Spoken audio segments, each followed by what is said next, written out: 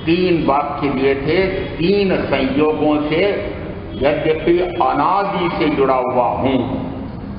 शरीरादि के कारण से होने वाले ज्ञानावरण रागादि भाव कर्म, रागादि भाव कर्म के कारण से होने वाले ज्ञानावरणादि द्रव्य कर्म। यद्यपि तीनों मेरे साथ अनादि से जुड़े हुए हैं, परंतु इन तीनों से मैं लेश मात्र भी प्रभावित नहीं होता हूं। मैं तो अखंड, अभेद, अपूर्व, ऐसा अनंत स्वरूपी, अनंत शुद्ध ज्ञानादि स्वरूपी ऐसा मेरा स्वरूप है। और इस शुद्ध स्वरूप पर चाहे कितना ही शुभ या अशुभ भाव प्रति समय उठ रहा है, जय हो रहा है, उत्पन्न हो रहा है, जय हो रहा है, परंतु आत्मा का एक भी गुण लेश मात्र भी प्रभावित नहीं होता है। आत्मा तो अक्षत पड़ा है। ये तीनों मुझसे पूर्णतः भिन्न है। और मात्र इन तीन बातों को समझ करके कल के अधिकार में आया था कि जिस समय गस्त कुमार अणगार महाश्मशान में ध्यानस्थ हैं, उस समय सबसे पहले उन्होंने अपने आप को शरीर और शरीर से जुड़े हुए सर्व परिजन, धन, वैभव, भोग साधन सबसे अपने आप को परे कर दिया, द्रव्यतः भी और भाव। ये द्रव्यतः तो प्रातःकाल छूट गए थे, भावतः भी छूट गए थे, परंतु शरीर का संबंध तो जब तक आयुष का काल रहता है तब तक रहता है। इससे कैसे छूटे कि वस्तुतः इससे मैं बंधा हुआ हूं ही नहीं। मैं न तो एक पुद्गल परमाणु को ग्रहण कर सकता हूं, न छोड़ सकता हूं, और न मैं पर पुद्गल में परिणमित हो सकता हूं। और पर पुद्गल में परिणत नहीं हो सकता, इसका अर्थ क्या है? स्व और पर दो शब्द इतना काल हो गया है, निश्चित रूप से समझ में आए होंगे। स्व यानी आत्मा, पर यानी आत्मा को छोड़ करके शेष सारे। और कल कहा था कि जिस समय यह शरीर ठंडा होने लगता है या यह शरीर गर्म होने लगता है, तो दोनों अवस्थाओं में हाय तौबा मच जाता है। ये शीत उष्ण किसका स्वभाव है? तो कहा पुद्गल का। यदि पुद्गल ठंडा हो रहा है, पुद्गल गर्म हो रहा है, तो यह उसका स्वभाव है। वह उस पुद्गल से पूर्णतः अभिन्न और मैं आत्मा उससे पूर्णतः भिन्न है। दोनों के स्वभाव भिन्न भिन्न है। ठंडा होना और गर्म होना किसका स्वभाव? कि पुद्गल का। मैं कौन? अच्छा, यार इसको दोते पक्के हो गए। मैं आत्मा। यदि मैं आत्मा और शरीर मुझसे पूर्णतः भिन्न है, जिस समय यार ठंडा होता है, जिस समय गर्म होता है, तो फिर मैं आत्मा हूं, तो फिर दुखी क्यों होता हूं? जिस समय यह ठंडा होना लगे या गर्म होने लगे, तब एक अर्थ दिया भी कि शीत उष्ण यह इस पुद्गल का गुण है। यह स्वभावतः अपने गुणों में निरंतर परिणमित होता है। मैं इसके परिणमन में कुछ भी करने में समर्थ नहीं हूं। मैं इसको परिणमा सकता नहीं, यह मुझे परिणमा सकता। अब परिणमन, परिणमाना क्या अर्थ होता है? परिणति का अर्थ होता है जिस द्रव्य का जैसा स्वभाव होता है वैसा ही वह निरंतर प्रतिपल अपना कार्य करता है, उसको कहते हैं परिणति। यदि इस प्रकार का निरंतर इस पुद्गल में परिणमन हो रहा है, तो पुद्गल में जो परिणमन हो रहा है वह मेरे परिणमन से पूर्णतः भिन्न है। और इस पुद्गल से शीत उष्ण नाम का गुण यह पूर्णतः अभिन्न है। भिन्न शब्द समझ में आ गया, अभिन्न आ गया। आगे बढ़ो। यदि यह ठंडा होता है तो, या यदि गर्म होता है तो, अब दूसरे दृष्टि से उदाहरण ले लें। यदि बहुत गर्मी पड़ रही हो, प्रवचन में गर्मी का मौसम और इधर पंखे तक लगे हुए नहीं, महाराज कैसे आ गए कि इतनी गर्मी पड़ रही है तब भी पंखा भी नहीं लगने देते हैं। आप पूरे घंटे डेढ़ घंटे तक गर्मी में परेशान होते होते घर पहुंचे, और घर पहुंच करके जैसे ही बेटा बेटी पोते पोती, दादा जी आप बहुत पसीने पसीने हो रहे हैं, आप आराम से कमरे में बैठो, पंखा चला देगी, उसके बाद वातानुकूलित यंत्र लगा देगी, और फिर तुरंत ठंडा पानी ठंडा पेय, लो दादाजी ये पेय पी लो। उस समय कैसा लगता है? जो लगता हो तो बता दो, मुझे तो पता है कैसा लगता है। कैसा लगता है? सुख लगता है। यदि गर्मी का मौसम है और वह ठंडक पहुंचा है तो आपको सुख लगता है। यह सुख नाम का गुण किसका है? सुख नाम का गुण पुद्गल का। ये तो विचित्र हो गया। क्या इस सुख का अनुभव शरीर कर रहा है? झंझट पड़ रही। यदि उसी समय गर्मी का मौसम है और आपको कोई लू में ले जाकर के बिठा दे, ठंड का मौसम है और उस समय आपको ऐसे ठंडे स्थान पर बैठना पड़ जाए, उस समय कैसा लगता है कि दुख लगता है। अब ये सुख और दुख किसका स्वभाव है? दो उत्तर आ गए हैं। एक उत्तर आया कि यह पुद्गल का स्वभाव है, एक उत्तर आया कि यह आत्मा का स्वभाव। अभी कहा था कि जो शीत उष्ण है वह शीत उष्ण किससे भिन्न है और किससे अभिन्न है? शीत उष्ण यह किससे भिन्न है? आत्मा से भिन्न। किससे अभिन्न है? पुद्गल से। इस शीत उष्ण के कारण से ही अब सुख और दुख हो रहा है। सुख और दुख का अनुभव किसके कारण से आ रहा है? बाह्य कारण से आ रहा है। ये सुख और दुख किसके कारण से आ रहा है? बाह्य कारण। अभी दोनों कारण देते हैं कि यदि आपकी पोती आपको ठंडा पेय पिला रही है, आपको सुख की अनुभूति हुई है। अब ये सुख की अनुभूति किसकी है? तो दो उत्तर हैं और दोनों उत्तर अपने अपने स्थान पर सही। दोनों उत्तर अपने अपने स्थान पर कैसे सही हो सकते हैं? दोनों विरोधी गुण हैं, विरोधी बातें हैं। सुख और दुख आत्मा का गुण है यह कहें और साथ में कहें कि न यह इसका गुण नहीं है, दोनों विरोधाभासी बातें हैं।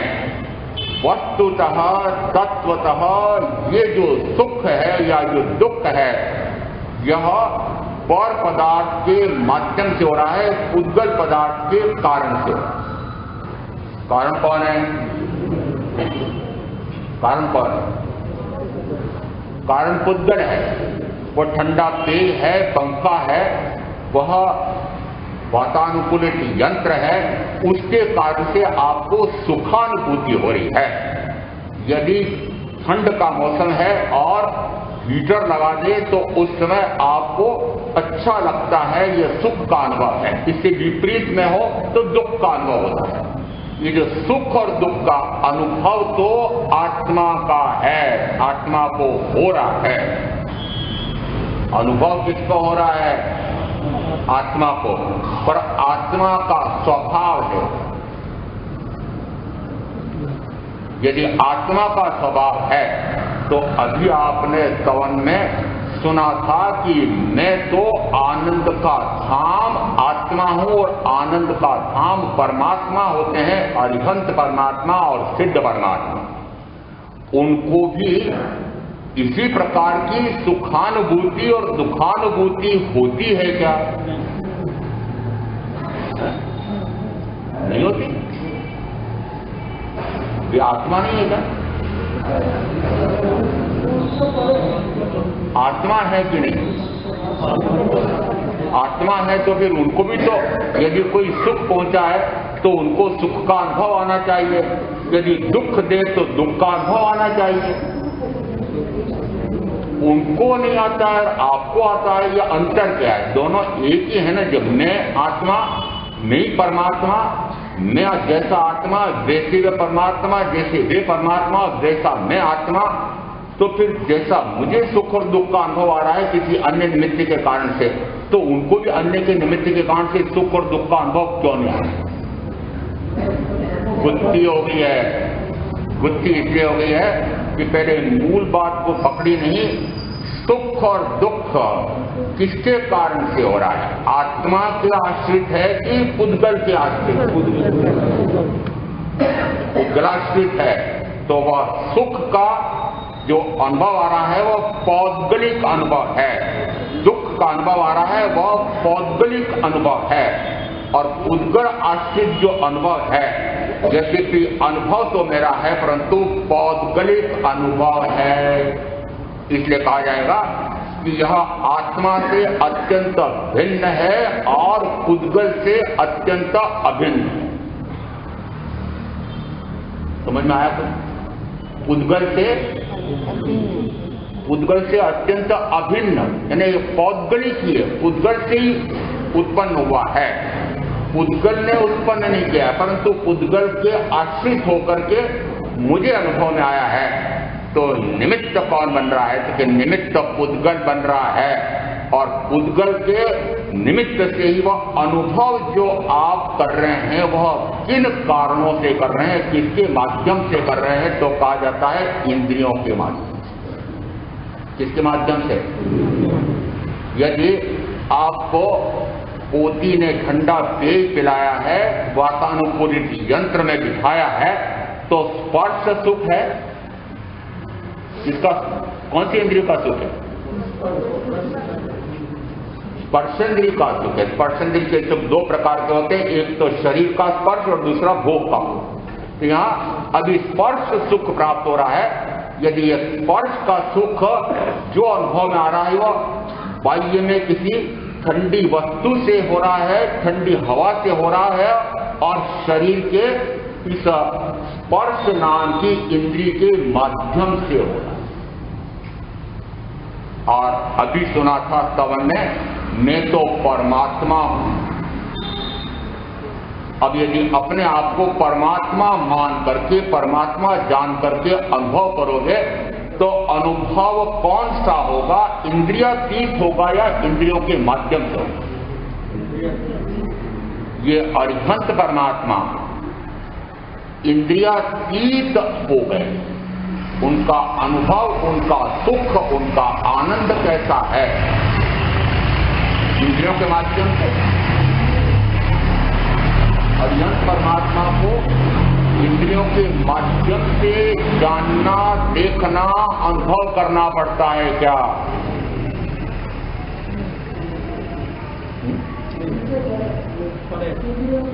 इंद्रिया मनातीत, वचनातीत, काया।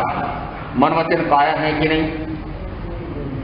अरिहंत परमात्मा के मन है, वचन है, काया है, इंद्रियां है, परंतु वे किससे जानते हैं? एक दृष्टांत दे देते हैं।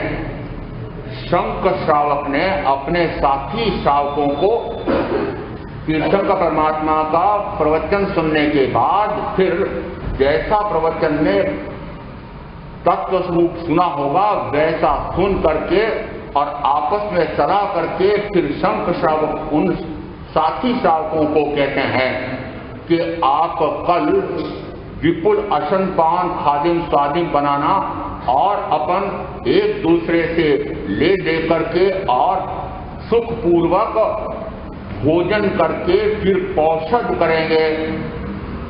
दूसरे दिन साथी श्रावकों ने भोजन बनवाया और भोजन बनने को तैयार हो रहा था, उससे पूर्व एक श्रावक शंख श्रावक के घर गए और कहा, शंख भाई कहाँ हैं? उनके साथी बोली, बेटो देखिए आप कहाँ से आए, क्या कार्य है? नहीं, वो औषध करने के लिए चलना है तो भोजन तैयार हो गया है, मैं उन्हें बुलाने आया हूँ। वे तो प्रातः काल ही औषध में बिना आहार के बैठ गए हैं। संकल्प विकल्प करते हुए साथी वापस चले गए। उन्होंने सबने जो भोजन बना था वह भोजन करके फिर औषध किया और वे सारे श्रावक भी और शंख श्रावक भी दूसरे दिन प्रातः काल तीर्थंकर महावीर के पास जाते हैं और वंदन नमस्कार करके जिस समय शंख श्रावक जहां पर बैठे हुए थे वहां जाकर के उन्हें उपालंब देते हैं। आपने हमें कहा था कि विपुल असन पान खादिम स्वादिम बहरा तैयार करना, अपन भोजन करके फिर औषध करेंगे।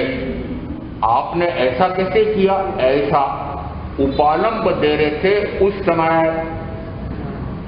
उस समय तीर्थंकर परमात्मा ने सुनकर यह कहा कि इनको उपालंब मत दो, ये दृढ़ धर्मी श्रावक हैं, प्रिय धर्मी श्रावक। आप अचानक कह दो ना, हमें बीच बीच में क्यों टोकोटोकी करते? अरे आप भी तो श्रावक कहते हो अपने आप को।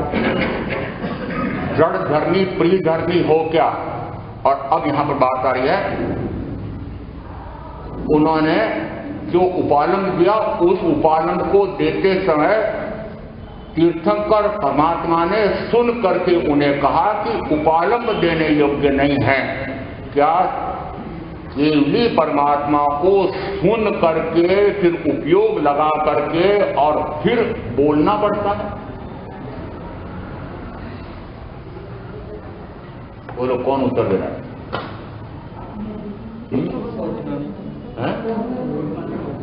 क्या नहीं करना पड़ता? चलो बहने बताओ, साफ साफ बोलो भाई, बोलना हो तो।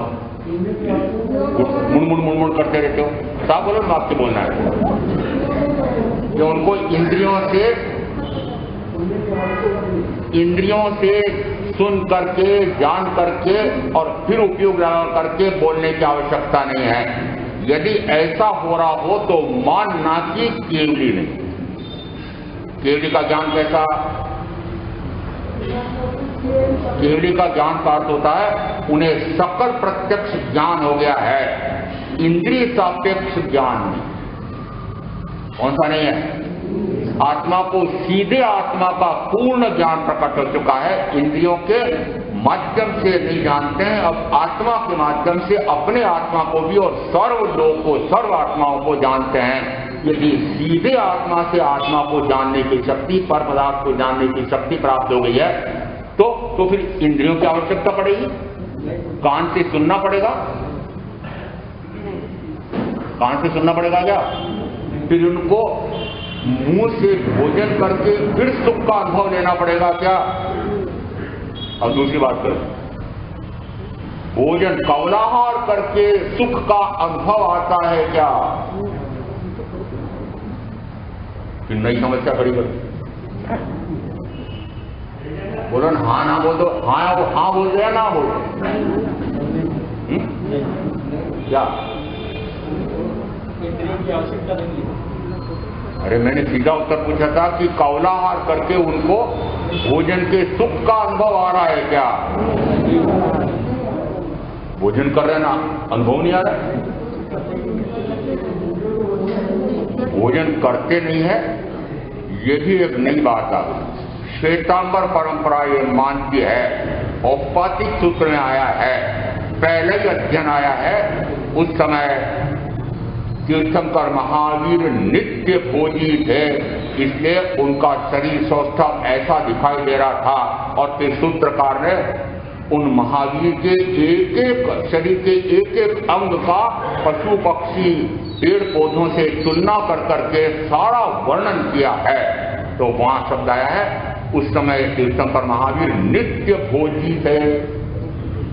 लो प्रमाण दे दिया औपपातिक सूत्र में। इसका अर्थ है कि वे भोजन करते थे, प्रतिदिन करते थे। क्या भोजन करने से उन्हें सुख मिलता है?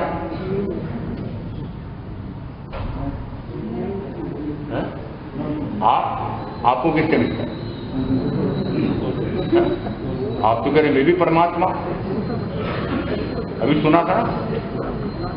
परमात्मा स्वरूप कैसा होता है कि परमात्मा स्वरूप में तो मात्र अपने ही आनंद का अनुभव आता है। इंद्रियों के माध्यम से जो सुख और दुख का अनुभव आता है वह मेरा नहीं है, पराश्रित है। मेरा जो वह अनुभव है वह भी अनुभव तो मेरा है, परंतु पराश्रित होने से पौद्गलिक अनुभव है।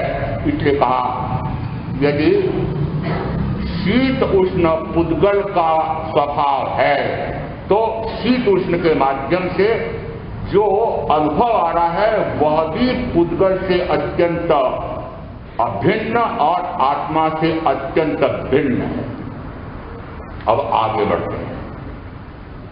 जिस समय सुख और दुख का अनुभव हुआ उस समय सुख पहुंचाने के प्रति राग का भाव, दुख पहुंचाने वाले के प्रति द्वेष का भाव। ये राग और द्वेष का भाव यह स्वभाव है कि नहीं?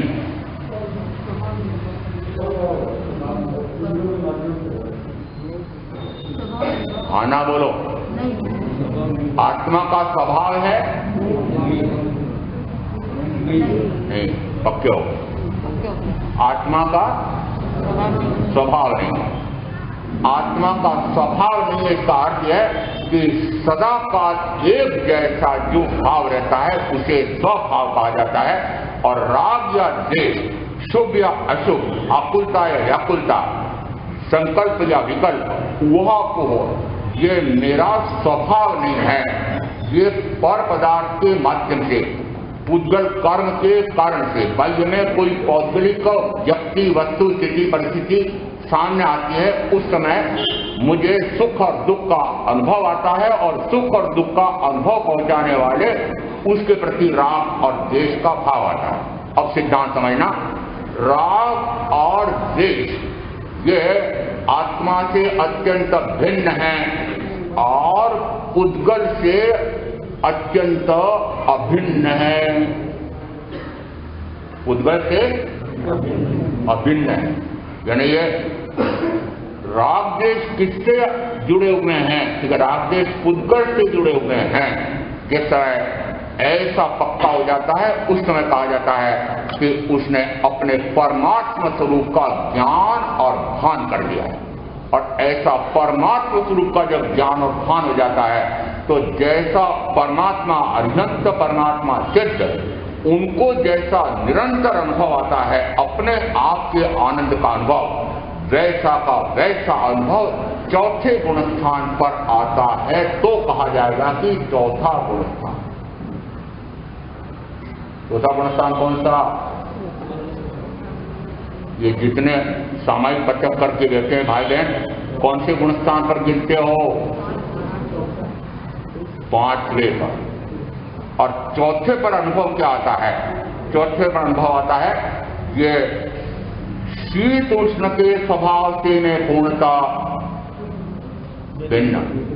शीत उष्ण के कारण से होने वाले सुख और दुख से में पूर्णता भिन्न। और शीत और उष्ण के माध्यम से होकर के जो सुख और दुख की अनुभूति होती है, सुख और दुख पहुंचाने वाले के प्रति जो राग और द्वेष का भाव हो रहा है, उससे मैं पूर्णता भिन्न हूं। मैं तो मात्र गायक हूं, अपने आप को जानने वाला, अपने आप को देखने वाला, अपने आप में रमने वाला। ऐसा जिस समय निश्चय होता है उस समय कहा जाता है जीव और अजीव इन दोनों की भिन्नता का भेद जाना है। और इन दोनों की भिन्नता, जीव और अजीव की भिन्नता का भेद जानना, ये मूलभूत सम्यक्त्व, शुद्ध सम्यक्त्व इसे। इसका अर्थ है अनुभव में आना चाहिए आत्मा आत्मा को। किसके अनुभव में आने? आत्मा आत्मा को जाने, आत्मा आत्मा को देखे, आत्मा आत्मा का अनुभव करे। अब वो कितने क्षण का हो रहा है ये भिन्न बात है। यदि दूज का चांद प्रकट हुआ है तो उसके प्रकाश में और पूर्णिमा के प्रकाश में मात्र कला का अंतर है, तरतम का श्रेणी का अंतर है, उस प्रकाश में अंतर है। जैसा अनुभव अरिहंत परमात्मा को आत्मा का आता है, सिद्ध परमात्मा को आता है, वैसा का वैसा अनुभव चौथे गुण स्थान पर आत्मा को। तब मानना कि मैं सम्यक थी, तब मानना कि चौथा गुण स्थान प्रकट हो गए, सम्यक तो हो गए। मात्र देव गुरु धर्म में श्रद्धा है, आत्मश्रद्धा हुई क्या, आत्म प्रतीति हुई क्या, आत्मरुचि हुई क्या, आत्मा का अनुभव हुआ क्या और आत्मा का अपूर्व आनंद का आस्वाद आया क्या।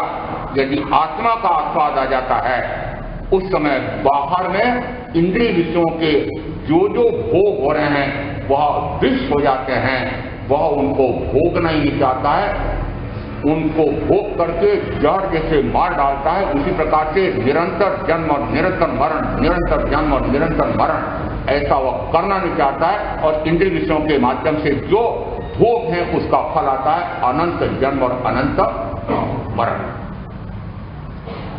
क्या भोगों की वासना, कामना, तृष्णा, इच्छा, आकांक्षा, महत्वाकांक्षा, विशेषा, भोगेच्छा निरंतर मंद मंद मंद मंद मंद निरंतर मंदता निरंतर हो रही है क्या?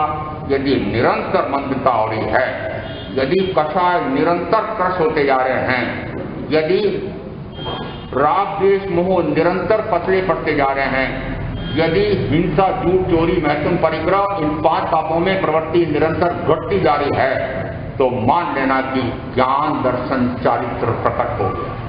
रत्नत्रय की आराधना, मोक्ष के मार्ग की आराधना, मोक्ष की आराधना, आत्माराधना, मोक्षार्थ आत्मार्थ सिद्ध होते चला जा रहा है। और वह यदि सिद्ध होना प्रारंभ हो गया है तो सिद्ध हो जाएगा, बुद्ध हो जाएगा, मुक्त हो जाएगा। ऐसा ये जीव और अजीव के बीच में भिन्नता का भेद जानने से अभेद आत्मा का पूर्ण अनुभव जिस समय होता है, पूर्णतः वह प्रकट होता है, उस समय कहा जाता है वह सहयोगी केवली गुणस्थान 13वां गुणस्थान है।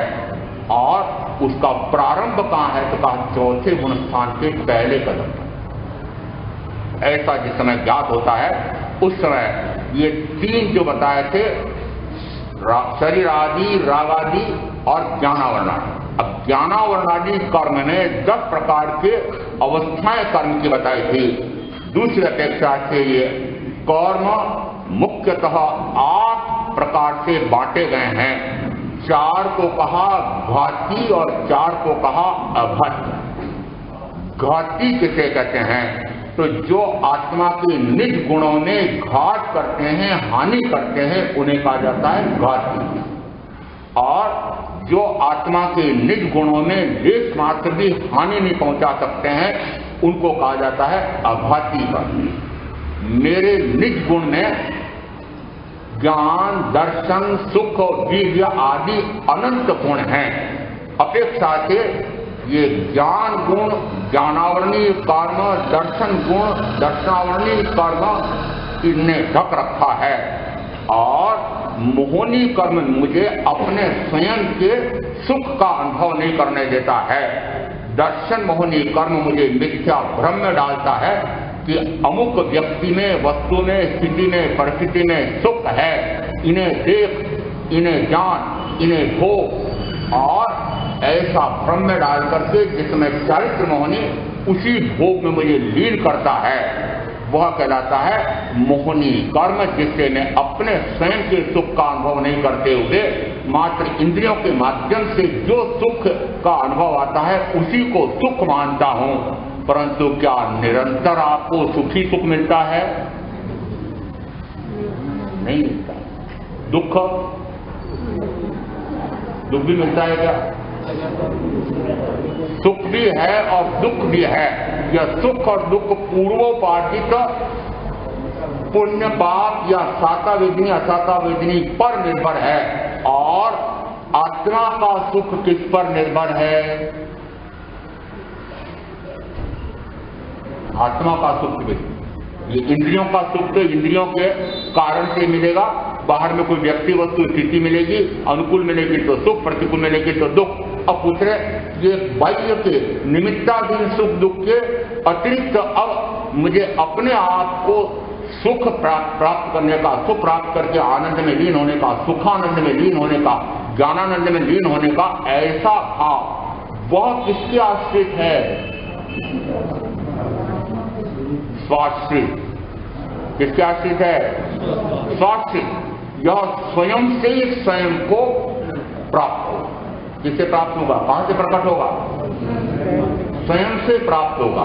किसी के आश्रय से प्रकट होगा? बाह्य से हम ये कहते हैं कि सदगुरु का वचन, परम वितरागी का वचन, ये उसमें प्रकट करने के लिए, समझने के लिए, समझ करके प्रकट करने के लिए, पुरुषार्थ जगाने के लिए ये बाह्य में निमित्त कारण है। परंतु वह सुख प्रकट कहां से हो? वह सुख प्रकट करने की शक्ति किसके पास है? स्वयं के पास है। फिर कल 3-4 शब्द दिए तो किसी को बुरा लगा होगा? लगा होगा? हाँ लगा था। मुझे पता लगा महाराज कैसे कैसे शब्द बोल जाते हो। पुंसत्वहीन है, नपुंसक है, पुरुषार्थहीन है, हिंजड़ा है। कौन कौन? कि जिसने कर्म को बलवान माना और आत्मा को निर्बल माना। आप आज क्या कह रहे हैं कि मैं अनंत वीर्य वाला हूं, अनंत वीर्य मेरा गुण है और वह अनंत वीर्य प्रकट क्यों नहीं हो रहा है? तो उसमें कहा जाता है यह अंतराय कर्म ऐसा है कि जो मेरे उपयोग को निरंतर पर पदार्थ में भटकाता है, स्व में टिकने नहीं देता। ये 4 ऐसे कर्म हैं कि जो मेरे निज गुणों को प्रकट नहीं होने देते हैं, अनुभव नहीं करने देते हैं। अपने आप का जानना, अपने आप का देखना, अपने आप में रमना, निरंतर अपने आप में रमते रहना, इनमें बाधा देने वाले ये 4 कर्म, इनको क्या नाम दिया? घाती। आत्मा के निज गुण है घात करने वाले। एकांत दंड कर्म, ये घाती कर्म का उपार्जन किससे होता है? तो कहा जाता है जो जो अशुभ भाव, मिथ्या दर्शन, शल्य, मूल और प्राणातिपात हिंसा से लगा करके ये सारे 17 प्रकार के पाप, मूल में है मिथ्या दर्शन और मिथ्या दर्शन के सहयोग में है अज्ञान। और इसलिए प्रज्ञापना सूत्र में 23 से कर्म बंध पद में आया है कि यह कर्म का बंध कैसे होता है। जीव अजीव तीसरा तत्व है बंध। ये बंध कैसे होता है जीव के? यद्यपि जीव भी शुद्ध है और कारणवर्णा का पुद्गल यह भी शुद्ध है। ये कारणवर्णा का पुद्गल ज्ञानावर्णादि द्रव्य कर्म रूप बन करके मेरे साथ बद्ध त्रस्त होकर के मुझे भी विकारग्रस्त कर रहा है, यह स्वयं भी विकारग्रस्त हो रहा है। इसका कारण क्या है?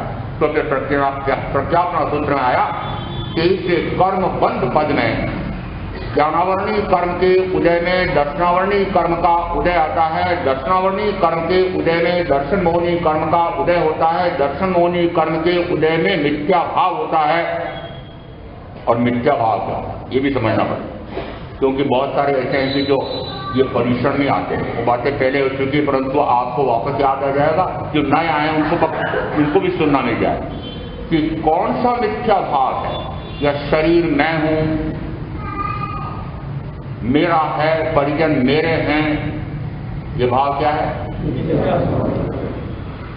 शरीर मैं हूं, शरीर मेरा है। इस शरीर के साथ जुड़ी 5 इंद्रियां हैं। इन 5 इंद्रियों के भोगों में रस है, सुख मिलता है, ऐसा मानना या मिथ्या। और इन भोगों में रस है, इसलिए उसको प्राप्त करने के लिए फिर इन परिजनों का पालन पोषण करने के लिए व्यापार, व्यवसाय, उद्योग, धंधे, कार्यालय पर जाना, व्यवसाय करना, घर के धंधे करना, यह आवश्यक है, परमावश्यक है, उत्तरदायित्व है, दायित्व है, कर्तव्य है, धर्म है। यह मिथ्या भाव। कौन सा भाव मिथ्या? मिथ्या भाव समझ में आया? किसके कारण से? दर्शन मोहनी कर्म मुझे ऐसे मिथ्या भाव में ले जाता है। मिथ्यात्व नामा कर्म कहो कि मिथ्यात्व कहो कि दर्शन मोहनी कर्म कहो, ये मुझे ऐसे मिथ्या भाव में ले जाता है, भ्रम में डाल देता है, विभ्रम हो जाता है, विपर्यास हो जाता है, विपरीत बुद्धि हो जाती है, दुर्बुद्धि हो जाती है, दुष्ट बुद्धि हो जाती है, कुमति हावी हो जाती है, और उसके कारण से मुझे ऐसा लगता है कि ये कार्य करना आवश्यक है। ये मिथ्या, ये क्या है? मिथ्या। ज्ञानावरणीय कर्म का उसके पीछे बल है, दर्शनावरणीय कर्म का बल है, और उसी के कारण से ये मिथ्या भाव हो रहा है। ये अभी 3 आए हैं। मैंने बहुत बचपन की एक कहानी दूसरी कक्षा में पढ़ी थी। एक जंगल में 3 बैल, ये ऐसे बैल थे कि रात में कहो कि कभी भी कहो न जाने किस किस के खेत में घुस जाते थे और बढ़िया चढ़ चढ़ के ऐसे सांड हो रहे थे। और एक भेड़िए का ध्यान गया कि यदि इनको खाऊं तो मजा आ जाए। उन तीनों में एक काला बैल था, एक पीला बैल था, एक सफेद बैल था। और वहां कहानी मैंने कुछ और प्रकार से पढ़ी थी, यहाँ मुझे किसी और प्रकार से कहनी है, पर कहानी वही है। उसने एक बैल को बुलाया, देख तू कितना दुबला हो रहा है, ये तेरे दोनों साथी तुझे छोड़ करके रात में चुपचाप दूसरे खेतों में चरने चले जाते हैं, देख सांड हो रहे हैं, तू कितना दुबला हो रहा है। पराई थाली में की, उसने अपने आप को देखा, हाँ मैं तो दुबला हो रहा हूं, ये सांड हो रहे हैं। उसने दोस्ती तोड़ दी और भेड़िया उसको अकेला पा करके खा गया, मार डाला। फिर 2 बचे, फिर एक और बुलाया और देख देख ये तेरा साथी ऐसा खा करके मस्त हो रहा है, तो इसका कहां साथ कर रहा है। तो उसने भी उससे दोस्ती तोड़ी और वो अकेला हो गया, उसको भी खा गया। फिर तीसरा अकेला बचाना, उसको भी खा। वहां कहानी कुछ और थी, यहां दूसरी हो रही है। अब यहां 3 में से एक काला है, एक पीला है, एक सफेद है। आप पहले कौन से बैल को बुला करके समाप्त करना चाहते हैं? ये 3 में एक ज्ञानावरणीय है, एक दर्शनावरणीय है और एक दर्शन मोहनीय है। अज्ञान, मिथ्यात्व और उसी के कारण से ये मिथ्या भाव रूप ये चारित्र, ये ज्ञान दर्शन चारित्र की विपरीत पर्याय, विभाव पर्याय। दूसरी अपेक्षा से कहें कि अज्ञान है तो मिथ्यात्व है, मिथ्यात्व है तो अज्ञान है। अज्ञान और मिथ्यात्व दोनों एक साथ रहते हैं, अकेले नहीं रह सकते। अज्ञान है तो माना मिथ्यात्व है और मिथ्यात्व है तो अज्ञान है। और यदि ये दोनों है तो मिथ्या चारित्र रागादि भी होगा ही होगा। इसका अर्थ है कि अब आपको चारित्र में रागादि, चारित्र में कुचारित्र कौन सा? रागादि। अब कुचारित्र को सुचारित्र में बदलना है। इसलिए क्या करो? त्याग करो, प्रत्याख्यान करो, व्रत करो, उपवास करो, बेला तेला पचोला अठाई मास खमण, उससे ऊपर करो, ये पचकान, ये पचकान, ये पचकान। व्रत लो, महाव्रत लो, समिति गुप्ति का पालन करो। चारित्र, चारित्र एक नहीं है। आपने भी ले रखा है, क्या ले रखा है? सामने ले रखी है। 5 प्रकार के चारित्र कहे गए हैं। उसमें एक सामायिक चारित्र, दूसरा छेदोपस्थापना चारित्र, तीसरा परिहार विशुद्धि, चौथा सूक्ष्म संप्राय चारित्र और 5वां यथाख्यात चारित्र। और अभी चारित्र की व्याख्या नहीं हो रही है। सामायिक चारित्र का अर्थ होता है, आपने चारित्र ले रखा है, पहले पूछ लो। सामायिक चारित्र है ना, आना बोल दो ना। हाँ, आप बोलो ना हाँ के ना। हाँ, सामायिक चारित्र का अर्थ होता है 3 करण 3 योग से जीवन पर्यंत के लिए सर्व, आप क्या करते हैं? सर्व सावध्यकारी प्रवृत्तियों का त्याग।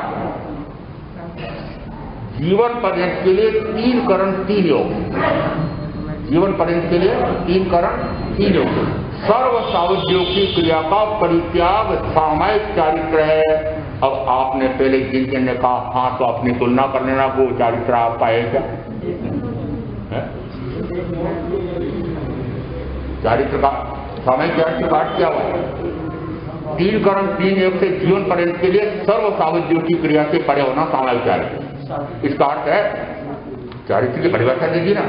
अब चारित्र तो ग्रहण कर लिया, परंतु ज्ञान और दर्शन का पता नहीं है। सफेद बैल को पहले बुला लिया और काला बैल अज्ञान और पीला बैल मिथ्या। ये सांड हो रहे।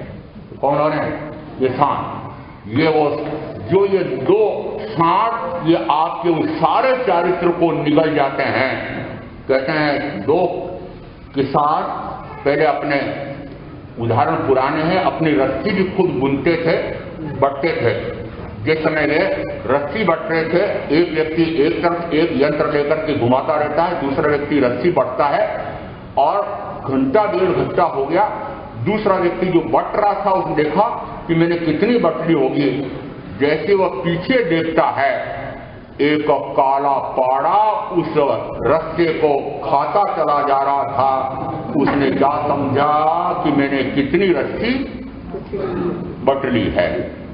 ये आपने जो जो चारित्र ग्रहण कर रखा है, अब आपने जो जो मान रखा है, मान लो आपने जो जो चारित्र ग्रहण कर रखा है, वो सारा चारित्र, वो काला सांड कौन, काला पाड़ा कौन?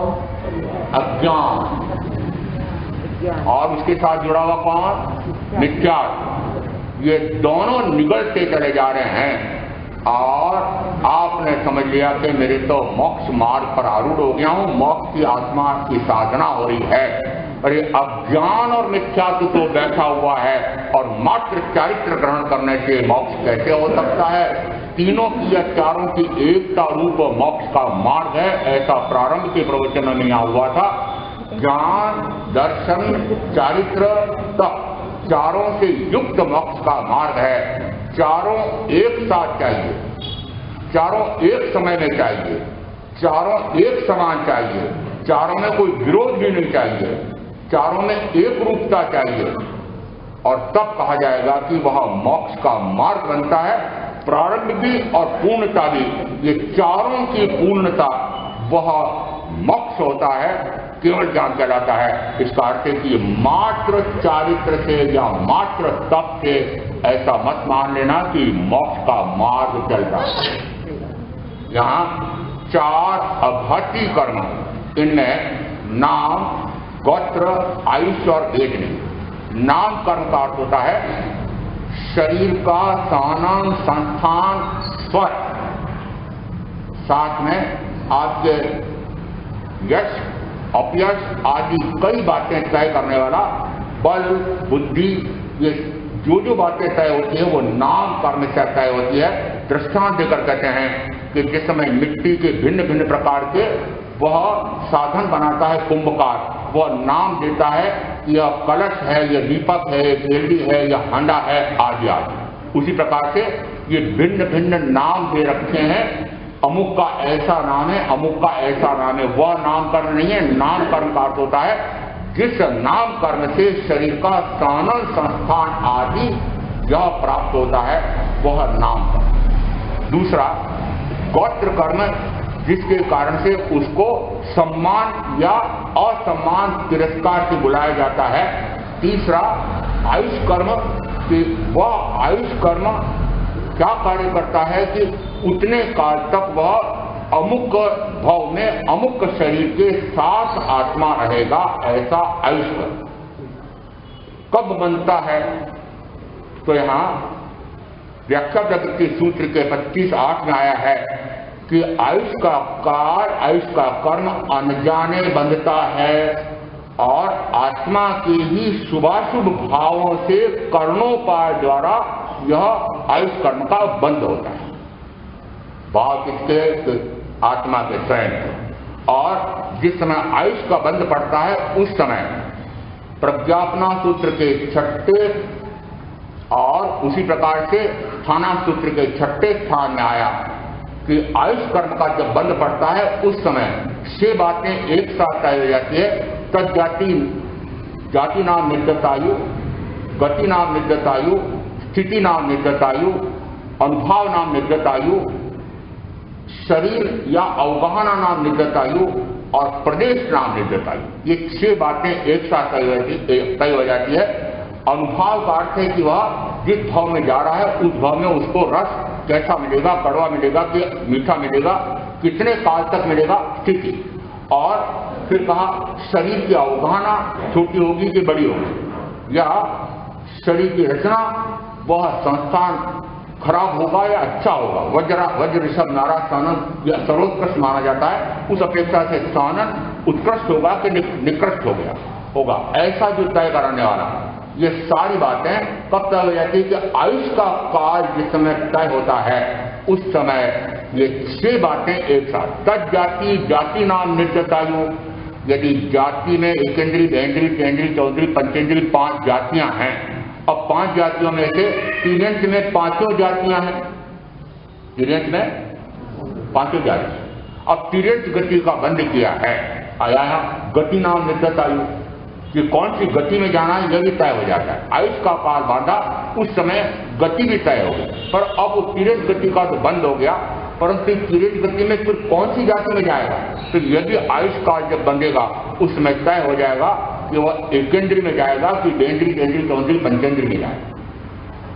उसका शरीर कि उसका विपूर्णवा वाला शरीर होगा कि औदारिक शरीर होगा, ये सारी बातें तय हो जाती है। आयुष का काल बनता है उस समय। नाम, गोत्र, आयुष, ये 3 कर्म ऐसे हैं कि जो पूर्व के भाव में बांधे थे और अगला भाव प्राप्त करने के पहले, इस भाव को छोड़ने के पहले अगले भाव का आयुष काल बांध करके यह भाव छूटेगा। आयुष काल कब बंधेगा पता नहीं, अनजाने में बनता है। और चौथा है इसमें वेदनी कर्म, प्रश्नगत समय से पूर्व के काल में, वर्तमान के भाव में, पूर्व के भाव में न जाने कब से चले आ रहे होते हैं। ऐसे ये सातावेदनी या असातावेदनी 2 प्रकार से ये वेदनी कर्म है। और ये 4 कर्म कहलाते हैं। ये आघाती हैं, परिभाषा समझ ली, आघाती की परिभाषा समझ ली कि नहीं समझी। नाम, गोत्र, आयुष और वेदनी, ये आत्मा के निज गुणों में लेश मात्र हानि नहीं करने, और निज गुणों में हानि करने वाले एकांत हानिकारक दंडकारक कौन से, घाती कर्म। अशुभ से ये 4 घाती कर्म एकांत घाती का बंद करेंगे। ये पाप घनीभूत होगा। पाप बंद कैसा होगा, घनीभूत। क्यों? क्योंकि हिंसा से लगा करके मिथ्या दर्शन से लेते कि पाप की प्रवृत्तियों में मन वचन काया को प्रवृत्त किया है, तो उस समय ये 4 घाती कर्म अधिक अधिक घने बनेंगे, गाढ़ बनेंगे, चिकने बनेंगे। अघाती में क्या होगा, अघाती में क्या होगा, जिस समय ये 18 प्रकार के अशुभ भाव में जा रहे होंगे, मन वचन काया उसमें प्रवृत्त हो रहे होंगे, उस समय 4 अघाती कैसे बनेंगे। तो कहा ये 4 उल्टे बनेंगे। उल्टे का क्या, कि नाम कर्म ऐसा होगा कि जिसमें शरीर का सानन संस्थान अत्यंत कमजोर है, अपयश मिलेगा, दुबक स्वर होगा, यश कीर्ति नहीं मिलेगी। इस प्रकार से यह उल्टा। गोत्र कर्म कैसा बनेगा कि आपको तिरस्कृत करता हो, कोई दुत्कारता हो, ऐसा राम कर्म मिलेगा। तीसरा आयुष कर्म, कि आयुष कर्म बहुत छोटा होगा। छोटा यानी कितना छोटा हो सकता है आयुष कर्म, तो कहते हैं 1 अंतर्मुहूर्त। 1 अंतर्मुहूर्त का अर्थ होता है 2 आवलिका से अधिक और 48 मिनट से न्यून। मां के गर्भ में आया और अपर्याप्त का ही अपर्याप्त मर जाए, या पर्याप्त बांध करके आया था, पर आयुष का काल अंतर्मुहूर्त का ही बांधा था, माँ को पता ही नहीं लगा, गर्भ में आया और गर्भ में मर गया, ऐसा भी आयुष होता है। और गर्भ में आया और मर गया, ये तो वह उसके आयुष काल पर इस प्रकार से हो रहा है। परंतु आज कुछ विचित्रताएं हो रही है। मुझे कहा किसी ने कि यहाँ पर हमने ये परीक्षा में उत्तीर्ण होने वाले इनको कुछ पर्चे बांटे हैं, और उसमें एक पर्चा ऐसा भी आया, कन्याओं को बचाओ। ये कन्याओं को बचाओ, ये आपको क्यों बांटा गया है? जैनियों को, जैन भाई बहनों को क्यों बांटा जाए? अरे बोलो ना भाई। अहिंसा के अवतार भगवान महावीर की जय हो, जियो और जीने दो। और वनस्पति काय में भी इतनी हिंसा होती है, जितनी वेदना हे मनुष्यों तुमको होती है, उतनी इन वनस्पति काय के एकेंद्रीय के जीवों को भी इस प्रकार की वेदना का अनुभव होता है। सुना? एकेंद्रीय को भी होती है। और वो जो मनुष्य के गर्भ में आया है, वह कितनी इंद्रियों वाला है और कौन है? पांचों इंद्रिय मनुष्य है। फिर ये आपको पर्चे को बांटे गए? हाँ, गर्भ में ही कन्याओं को मारा जा रहा है, बेटी नहीं चाहिए, क्योंकि इतना तो पहले पढ़ाओ लिखाओ, फिर इतना दहेज दो। और वो बाराती जब आकर के खड़े होते हैं तो थोड़ी सी घंटे उनकी सेवा में कितने लगे रहते हैं। सेवा में जरा सी कसर रह जाए तो सुना कर जाते हैं खरी खोटी, और लाखों रुपए लगने लग गए, करोड़ करोड़ 2-2 करोड़ भी लग रहे हैं। ऐसी बेटी बोलो ना, पहले बहनों से बुलवा लेता। अरे बहनों से बुलवा रहा हूं। बेटी कौन बोल रही है? बहने बोल रही है। ये भाई बोलते समझ में आ जाता है। बहने बोल रही कि बेटी नहीं चाहिए। इस तरह पता लगता है सारे अस्पतालों में प्रत्येक जगह लिखा रहता है, यहाँ पर ये इस प्रकार की जांच नहीं होती है। गर्भ में वह कौन सी संतान है, पुरुष लिंग है कि स्त्रीलिंग है, इसकी जांच यहाँ पर नहीं होती है। परंतु आप भी चतुर हैं और वह अस्पताल वाले भी चतुर हैं, वे जांच भी कर देते हैं। और जांच के प्रतिवेदन में एक ऐसा निशान लगाते हैं, आप समझ जाते हैं कि यदि लाल निशान लगाया है तो खतरा है, और हरा निशान लगाया तो हरी झंडी। वो हरा निशान लड़के का है और लाल निशान। फिर क्या करती हो भाई कि जैसे उसको मेज पर लिटाया शल्य चिकित्सक के, और माता कहती है अहिंसा परमो धर्म, जियो और जीने दो। और फिर नारा क्या? नारा बोला अहिंसा के अवतार। हाँ, क्या जय जयकार लग रहे हैं। और कर क्या रहे हो कि डॉक्टर साहब इसके टुकड़े टुकड़े करके नाली में फेंक दो। किसके टुकड़े टुकड़े? मनुष्य के, पंचेंद्रीय मनुष्य के। पहले समय से वो मनुष्य है। ये कभी कभी बहनें ऐसी भी मानती है, भाई लोग भी मानते हैं कि वो 3-4 महीने का हो जाता है तब वह जीव पड़ता है। और एक पहले समय में जीव आ जाता है और पहले ही समय में आहार पर्याप्ति पूरी हो जाती है। और शेष एक अंतर्मुहूर्त में 6 पर्याप्तियां, यदि पर्याप्त जीव है तो 6 पर्याप्तियां पूरी हो जाती है। वह उस समय मनुष्य है। और हत्या हो, किसकी हत्या? कौन कर रहा है? डॉक्टर। कौन कर रहा है? अहिंसा परमो धर्म की जय हो। महावीर श्रमण अहिंसा के अवतार भगवान महावीर की जय हो। धिक्कार। इसी जय भी बोलते जाते और पंचेंद्रिय की हत्या कर रहे। पंचेंद्रिय मनुष्य की हत्या, एक तिर्यन पंचेंद्रिय की हत्या, एक मनुष्य की हत्या से 60 नार। कौन सी? 60 नार। और क्योंकि आंकड़े जैन पत्रिकाओं में भी छपते हैं और कहा जाता है कि लिंग अपेक्षा से अनुपात पुरुषों का अधिक और बहनें स्त्रियां घटती जा रही है, तो ये घटती जा रही में ज्ञानियों का अनुपात सबसे अधिक गड़बड़ा है। इनका लड़के ज्यादा और लड़कियां कम। माथे पे हाथ दे के रोते हैं, बड़ा लड़की नहीं मिल रही है। मैंने कहा गर्भ में मारी तुम। तो यह आयुष कर्म का अर्थ होता है, आयुष से छोटी भी होती है और लंबी भी होती है। यदि अशुभ भाव हुए हैं तो उसका अर्थ हुआ कि आयुष का काल छोटा बनेगा। यदि शुभ भाव हुए हैं तो आयुष का काल लंबा बनेगा। जिस समय अन्न पुण्य से लगाकर नमस्कार पुण्य के शुभ भावों में प्रवृत्ति होगी मन वचन काया, उस समय कहा जाता है 4 घाती कर्म इनमें मंद बंद होगा और 4 अघाती में पुण्य प्रकृतियां बनेगी। यानी ये चारों अच्छे बनेंगे, उत्कृष्ट होंगे। और हिंसा यावत प्राण की बात, हिंसा यावत मिथ्या दर्शन चलने में ये 8 विपरीत बने। इसका अर्थ है ये घाती और अघाती। अब यहाँ जिसने 25 बोल याद कर रखा है वो जरा 25 बोल के अनुसार बोलना कि ये 8 कर्मों का क्रम क्या दिया।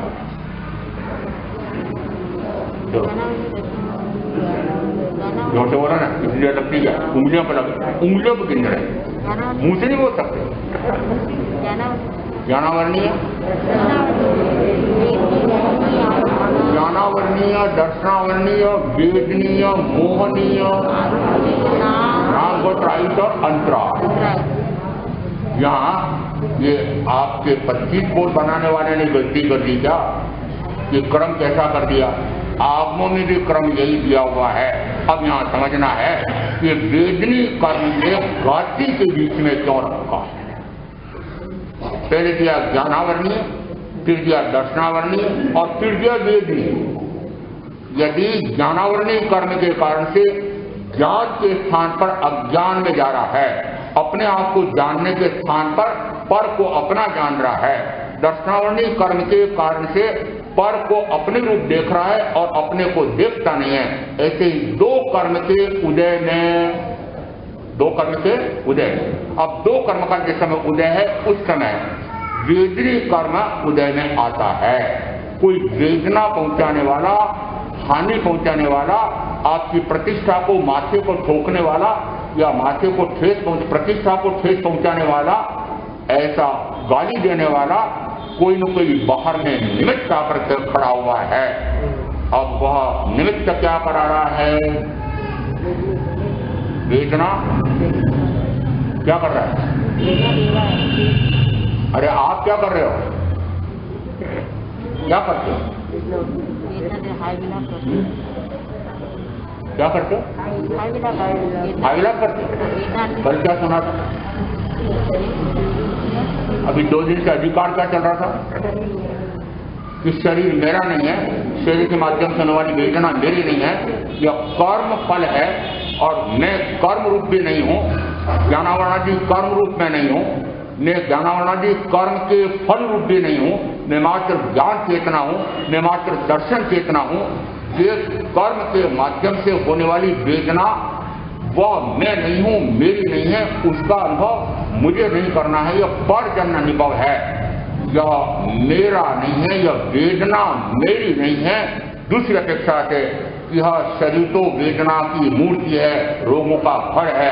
यदि आपने वेदना के कारण से हाय विलाप किया, यदि मीठा फल आया तो हक पर, कड़वा आया तो थू थू किया, तो फिर ये कल 1 घंटे का प्रवचन 2 दिन से यह अधिकार सुन रहे थे और इतने वर्षों से प्रवचन सुन रहे थे, सारे का क्या किया? क्या किया? सुना? समझा? नहीं समझा। जैसे वेदनी कर्म के माध्यम से वेदना का अनुभव होता है, सुख रूप वेदना का अनुभव होता है तो मजा लेते हो, दुख रूप वेदना का अनुभव होता है तो दुखी होते हो और पुनः कर्म मानते हो, सुनते कुछ हो और करते कुछ हो। सुना क्या? ये वेदना मेरी नहीं, मैं तो आनंद का धाम। अभी समझ में क्या बोले? साथ साथ बोल रहे थे, मैं तो है आनंद का धाम। वो आनंद के धाम में ये फिर सुख और दुख क्यों आ रहे? ये जो सुख और दुख आ रहे हैं, ये सुख और दुख कब सुख और दुख लगेंगे?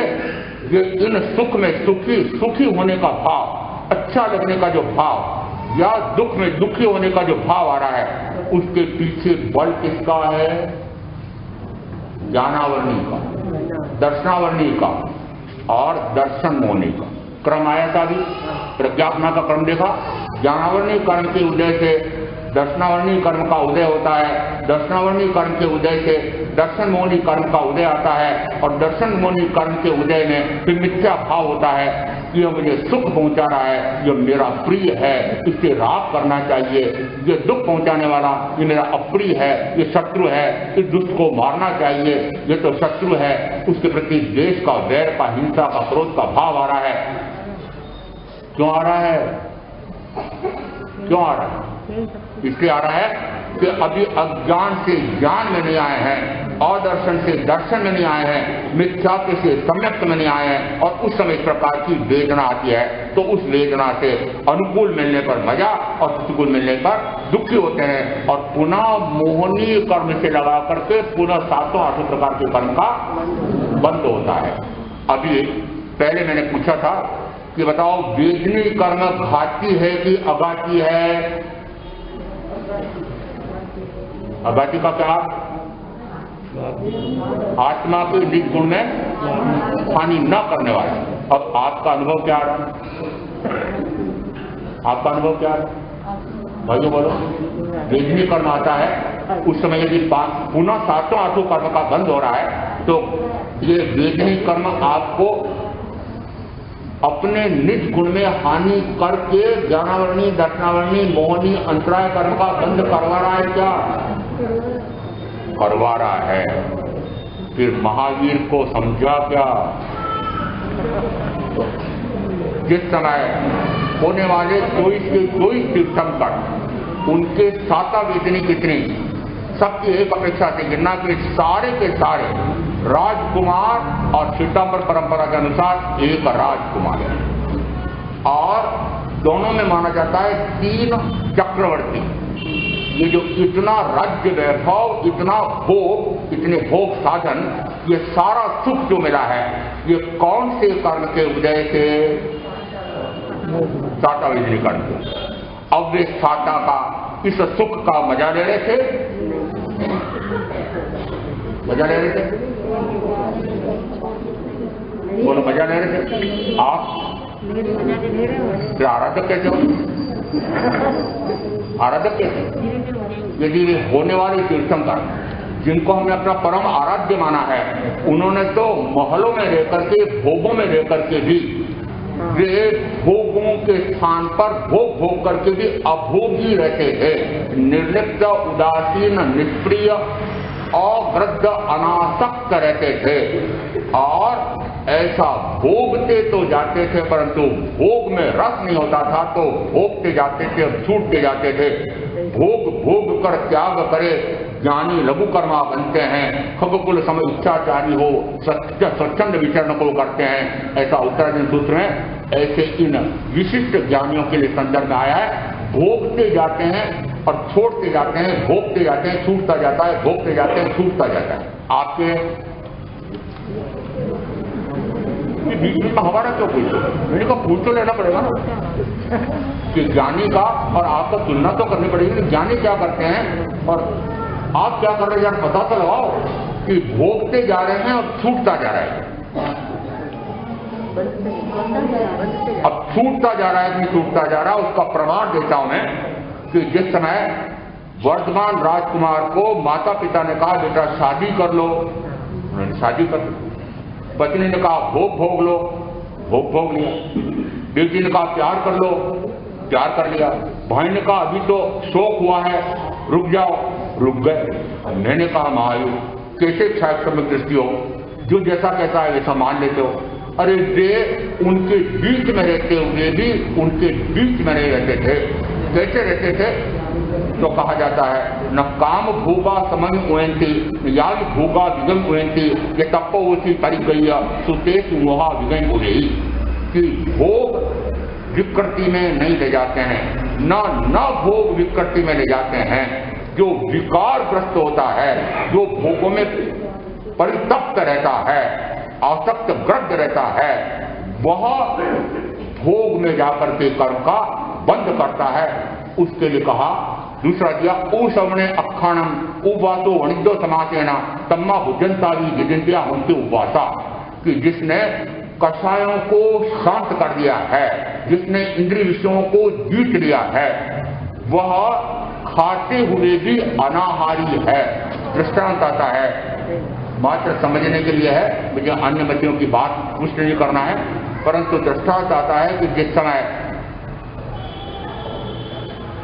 कृष्ण महाराज की रानियों ने अपनी दासियों को कहा कि जाओ यमुना पार एक सन्यासी बैठे हुए हैं, उनको यह भोजन करा करके आ जाओ।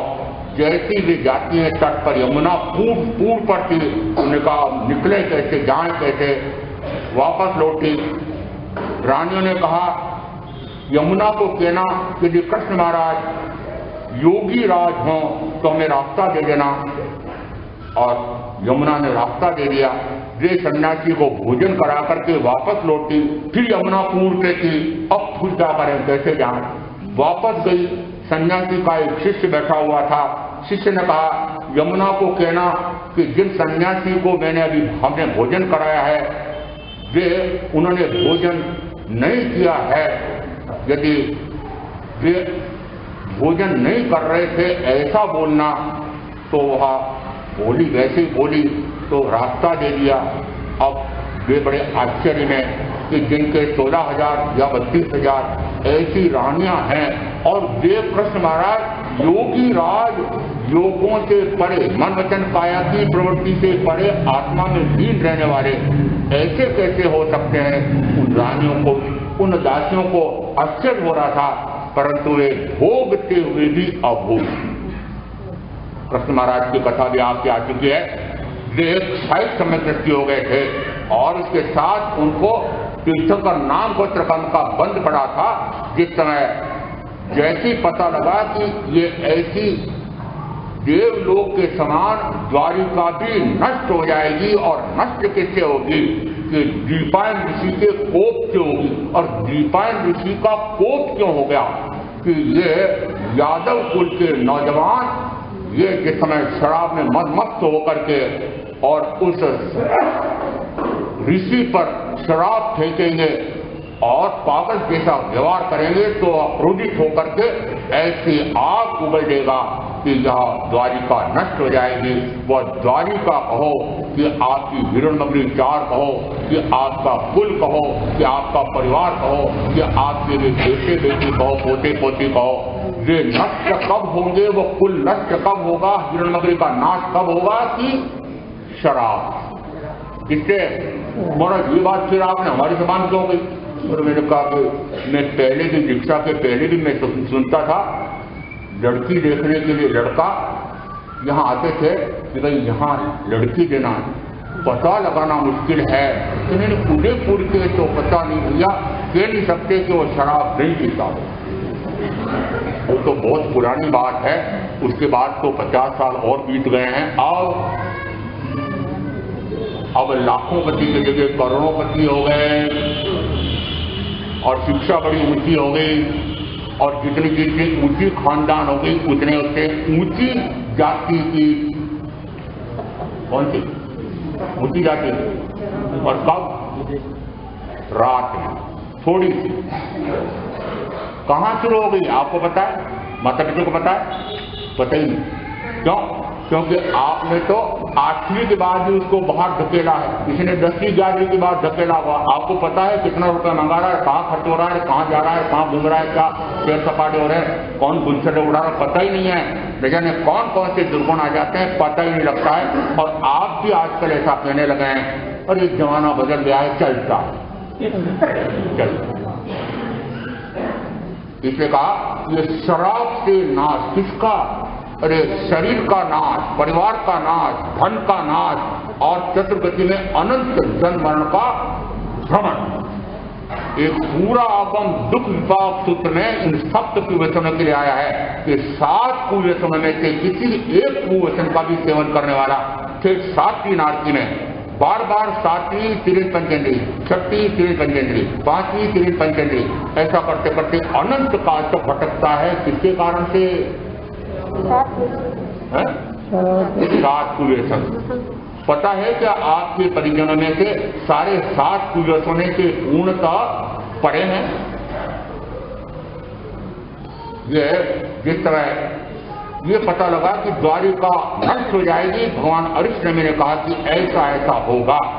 उस समय उन्होंने घोषणा कराई कि जो जो संयम लेना चाहता है भगवान अरिष्टनेमि के पास, वे पीछे परिवार की चिंता न पाले, राज्य पालेगा, कृष्ण महाराज पालेंगे।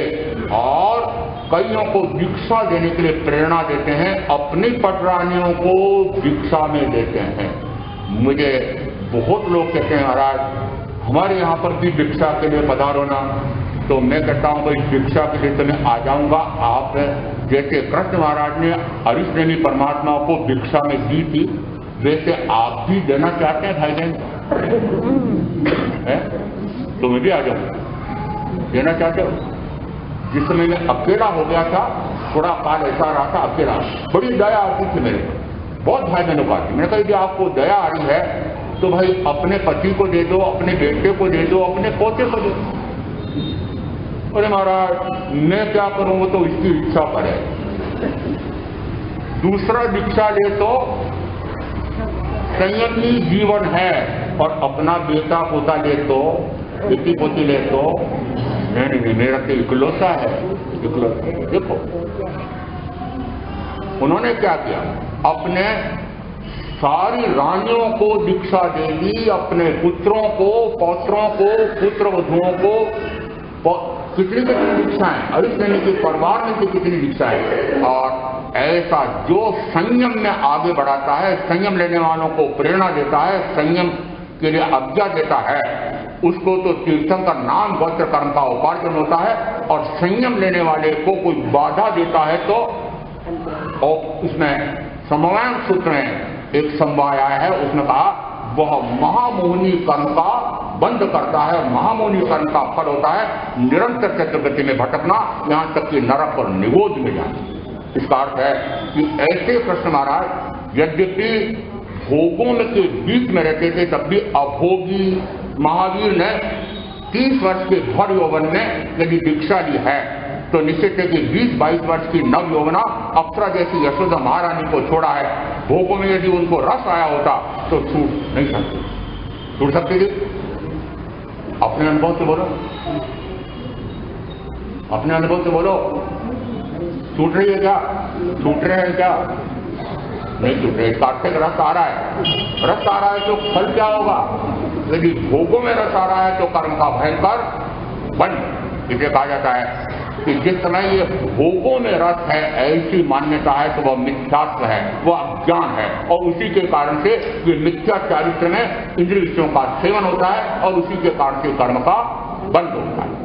अब यहाँ दिया कि जिस समय ज्ञानावरणी कर्म का उदय होता है, उसी समय दर्शनावरणी कर्म का उदय आता है, उसी समय दर्शन मोहनी का कर्म उदय आकर के और कुचारित्र में ले। इसका अर्थ है कि कुचारित्र में ले जाने के लिए 2 बल हैं, अज्ञान और मिथ्यात्व। अज्ञान और दर्शन दोनों एक मान लो, और फिर मिथ्यात्व। ये 2 का बल नहीं टूटे और आपने चारित्र अपना लिया, तो चारित्र अपनाने से तो वह पुण्य से पाप से पुण्य में तो आ जाएगा, परंतु अज्ञान और मिथ्यात्व शास्त्र में पड़ा रह गया तो निरंतर एक भाव निश्चित रूप से मनुष्य गति या देव गति का करके सुख का भोग करके मजा ले करके पुनः निरंतर चक्रगति में भटकता रहेगा। इसलिए पहले तत्व स्वरूप को, आत्म स्वरूप को समझो, और समझने के बाद जो होगा वह सहज में होगा, ऊपर से भोगना नहीं पड़ेगा। ऐसा तत्व का स्वरूप समझ करके में आप जो साधना करेंगे उनका अवश्य कल्याण होगा।